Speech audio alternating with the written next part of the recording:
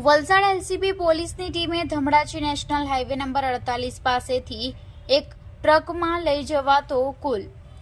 23,51,280 રૂપિયાના વિદેશી દારૂ સાથે ચાલકને ઝડપી પાડ્યો। બુધવારના રોજ 11:30 કલાકે ઝડપાયેલા ટેમ્પાની વિગત મુજબ વલસાડ એલસીબી પોલીસની ટીમ જિલ્લા હદ વિસ્તારમાં પ્રોહિબિશન અંગેના ગુનાઓ શોધી કાઢવા માટે પેટ્રોલિંગમાં ફરી રહી હતી, જે દરમિયાન ખાનગી રાહે બાતમી મળી હતી કે કોફી કલરનો ટાટા કંપનીનો ટ્રક નંબર GJ31T0341 માં ચાલક દારૂ ભરી સુરત તરફ જઈ રહ્યો છે, જે બાતમીના આધારે એલસીબી પોલીસની ટીમે Dhamdachi national highway number 48 Ramdev hotel સામે મુંબઈથી અમદાવાદ તરફ જતા રોડ ઉપર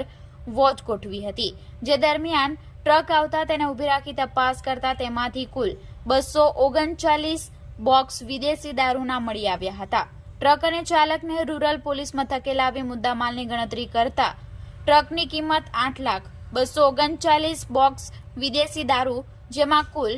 7,500 નંગ વિદેશી દારૂની બોટલ નંગ જેની કિંમત 23,51,280, એક મોબાઈલ ફોન જેની કિંમત 5,000 તેમજ ટાઇલ્સ સાફ કરવાના હેડ મશીન કુલ 211 જેની કિંમત 1,33,985 મળી કુલ 32,90,265 રૂપિયાનો મુદ્દામાલ કબજે લઈ ચાલક ભરતભાઈ ગિરધરભાઈ સેજરિયા ને ઝડપી પ્રોહિબિશનનો જથ્થો ભરાવનાર અજાણ્યા ઇસમને વોન્ટેડ જાહેર કરી રૂરલ પોલીસ મથકે પ્રોહિબિશન અંગે ફરિયાદ દાખલ કરી છે।